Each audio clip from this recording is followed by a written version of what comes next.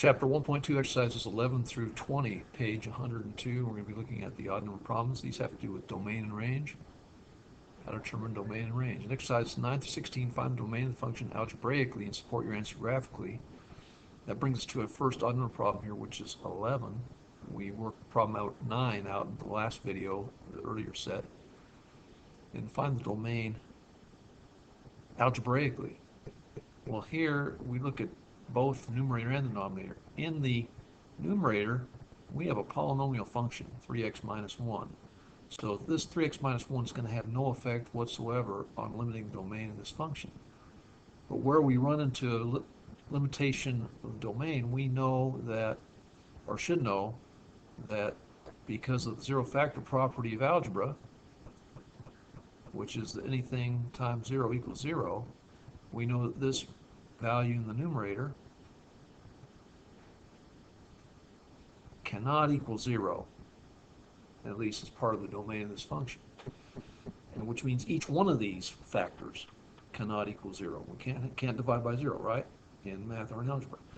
So we can set this factor on the left, x plus 3 cannot equal 0, and on the right, I'm going to draw a little arrow here. On the right, we also know that x minus 1 cannot equal 0. And subtracting 3 from both sides of the equation, we have x cannot equal negative 3.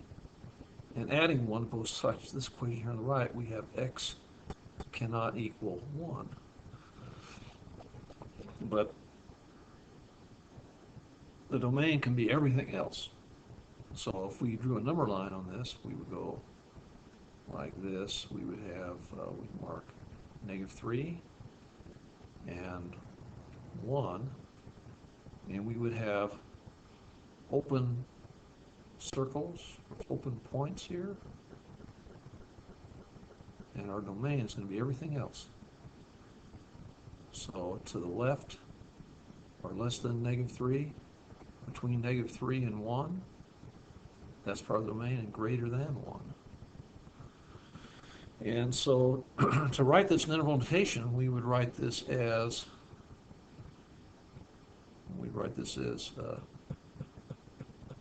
greater than infinity all the way up to and not including negative 3. And we could put a comma and, but we can use in this interval notation U, which means union. We have greater than negative 3, less than 1, and union greater than 1, less than infinity. And to support graphically, we'll get out a graphing calculator, and we plug this in our graphing calculator, and we get, we're going to make, see, control division, we're going to put 3x minus 1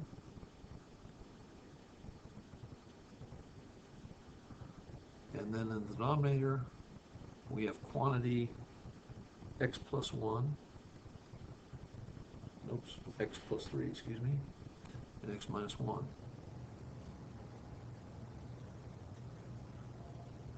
Okay, times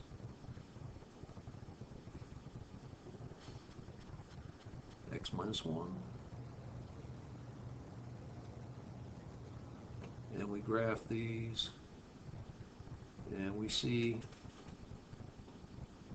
that we have we can see right here at x equals 3, we have a discontinuity, as an infinite discontinuity. And graphically, you can't see this, but also there's a discontinuity at x equals 1. Remember, we said x cannot equal 1. So there's a discontinuity, and we cannot see this on the graph. But what we're going to do is go to put Control T, get a table view, and we can see that at x equals 1, see at x equals negative 3, we have undefined, this pound u, and also at 1. But if we look at the graph looks like it's defined at x equals 1. What we call that is a point discontinuity or hole. And to draw this, what we do is we would, here's what that would look like. Let's make sure we get this right. Yeah, we got a horizontal line, so x equals 0. So what we have -3, 1. So graphically, this is what it looks like. We have a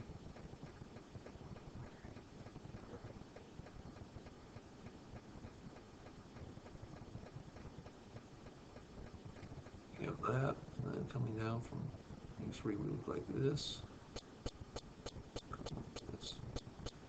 And we can see this vertical asymptote at x equals 3, but we do not see that anything discontinuity at x equals 1. What we do to draw point discontinuities, we draw a little open circle. So that is how we graphically represent a point discontinuity.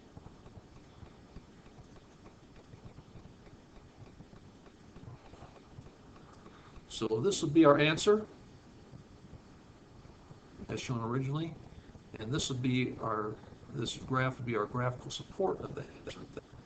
Let's go on to problem number 13. G of x equals x over quantity x squared minus 5x. What we're going to do that we didn't do last time is we're going to factor out the denominator, and we have x squared minus 5x. What is the common factor between those two terms? Well, it's going to be x. And it's going to be x times quantity x minus 5. So we don't have any limitations due to this x in the numerator, but in the denominator, we cannot have this denominator equal to 0. So we know that x times quantity x minus 5 cannot equal 0. And because of zero factor property of algebra, we know that x cannot equal 0, and we know that this other factor, x minus 5, cannot equal 0. And if we solve for x, we know that x cannot equal 5. And what this tells us is that we have two discontinuities in this function. So our domain is going to be, we have greater than -infinity all the way up to 0, union 0, comma 5, union 5, comma positive infinity. And if we drew out the domain on a number line, we would have 0 and 5, look very similar to problem number 13. We would have our open point here at 0 and 5, and we would have less than 0 between 0 and 5, and greater than 5. So that's what it'll look like. And as far as supporting graphically, now again, my prediction is at x equals 0, we're not going to be able to see anything. We're going to have a nice vertical asymptote at x equals 5. And let's go ahead and look at this graph. Control I, and we're going to add graph, and we're going to do the same thing we did last time. Control, get x over x squared.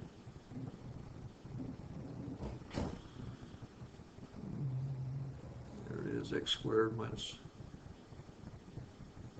5x.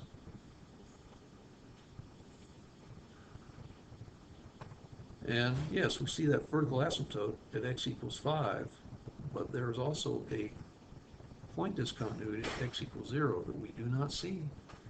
But if we go to table view again, we press Control T, we see at x equals 0 a discontinuity. That is a point discontinuity. It doesn't show up on the graph, We know it's there. And of course, 5, x equals 5 is undefined. Let's take a look at this graph again. I'm going to draw it right. Okay, let's take a look at it. Making this graph. Here we go. This is our graphical support. And we have a 1, 2, 3, 4, 5. We have a vertical asymptote here at x equals 5. We have, just to look at it again quickly, we're going down.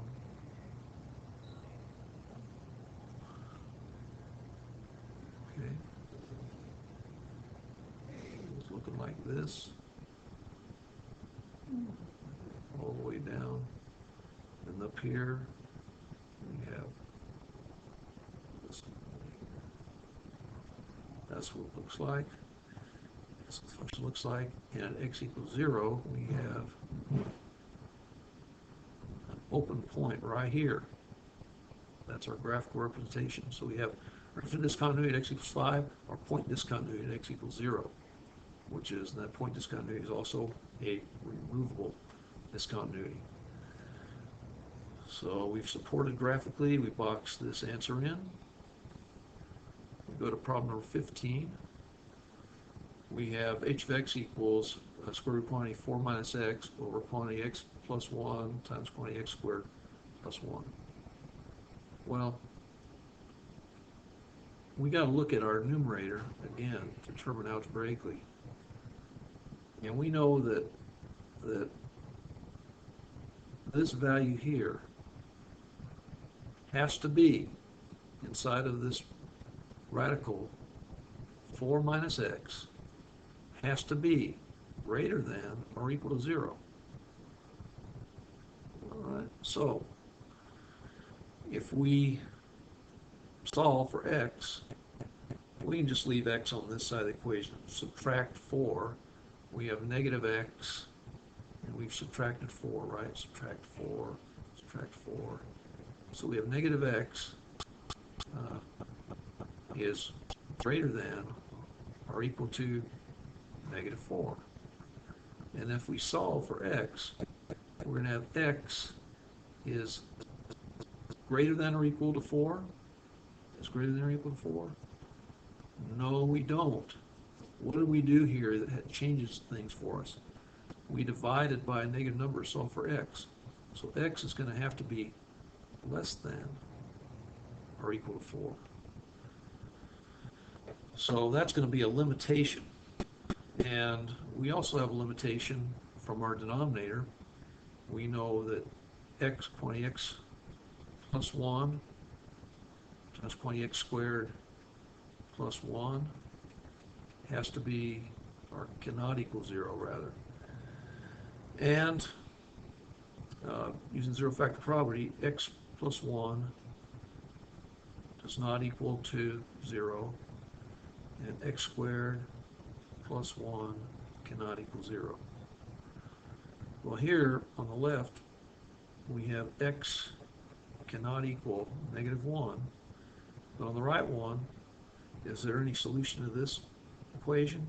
No, there is not, because this thing here can never be negative. And if x squared can never be negative, then x squared plus 1 can never equal 0. And so there's no solution to this one right here. I'm just going to put a little forbidden sign through it. And so basically we're looking at this on number line. We're looking at x is less than or equal to 4. That's our critical number. And x cannot equal negative 1. And so we put an open point at negative 1, and we put a solid point at 4, and we have less than or equal to, so we're going to the left. We're going to the left, but not touching negative 1, x equals negative 1, and skipping. So here we are, and that's what this function, that's what our domain is going to look like. So I put domain. We have negative infinity all the way to -1, but not including, union, greater than -1, up to 4, but it includes 4, so we do a square bracket. And the only thing we have left to do is check this graphically. We said confirm graphically, so we go back to our calculator, Control I,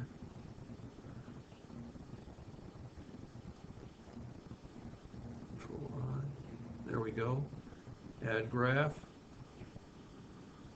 and we go ahead and put this in, Control, and we'll put, let's see, square root of 4 minus x, and in the denominator we have, open parentheses, we have x plus 1,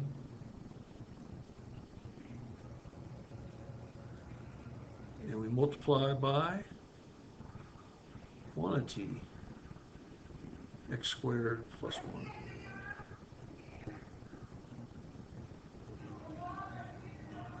And we graph this function. What do we get? Well,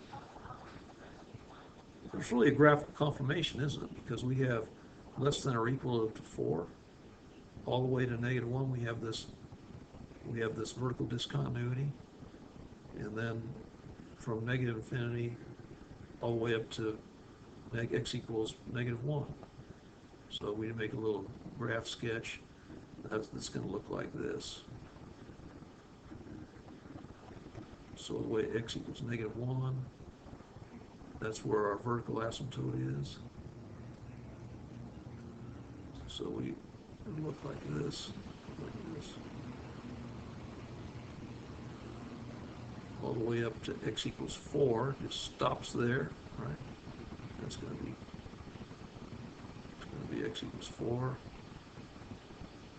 and we have this vertical asymptote right here. So that's a graphical confirmation. So this will be our correct answer. Okay, next we go to problems in exercises 17 through 20. Find the range of the function. Now, range is not going to be quite as easy to find. One thing you can do on this is take an inverse of the function and then determine algebraically, but we're not going to do that. We're basically going to graph, just kind of look at what this is going to be. And remember, range is the y values. You notice they don't say determine algebraically. A little bit harder to determine algebraically. So we're just going to graph this in our calculator. Okay, let's see. There we go. Control I, add graph. We put in 10 minus x squared. I think that's going to be outside of our field of view. Yeah, we can't see the top of the function, but we can see that we have downwards opening parabola. So our domain is going to be greater than -infinity, less than infinity. Well, let's go ahead and just set our window here. Menu, we go to Windows Zoom 4. We're going to go to Window Settings, and we're going to put our Y max at, we're going to put it at 12. We should be able to see everything here. And we have right here our maximum is at Y equals 10. So, and we'll go from -infinity. You start the lower numbers first. So getting back to our range. So range, we're greater than -infinity all the way up to including 10. So that's going to be our range. Next, we go to problem 19. We have to look for the range of this function, f of x equals x squared over 1 minus x squared. Let's just go to our calculator.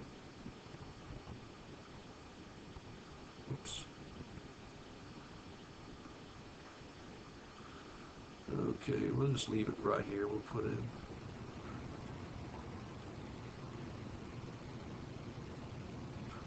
x squared over 1 minus x squared. And we graph this function. And we get this arrangement here. It looks like we have from negative infinity all the way to and not including 1, and then from 0 to positive infinity. We're looking at y values. So going back, we're going to say range. We'll have negative infinity all the way up to negative 1, but not including union. And we're going from 0, including 0, all the way up to infinity. That's going to be our range of this function. And you can go ahead and you can do some tracing on this. That's one way you could look at it. Look at the table view. Could help us. Let's go ahead and look at a table view. Control T. And that's this one right here. Okay, 1. Okay, at 0 we have 0. We have undefined. See, this is less than negative 1. Less than negative 1, but not touching. Well, pretty well confirms our horizontal asymptote. X equals negative 1. Y equals negative 1, excuse me. So we will say this is our correct answer. Anyway, that's our exercise set 11 through 20. Hope this has been helpful to you. And I thank you for viewing.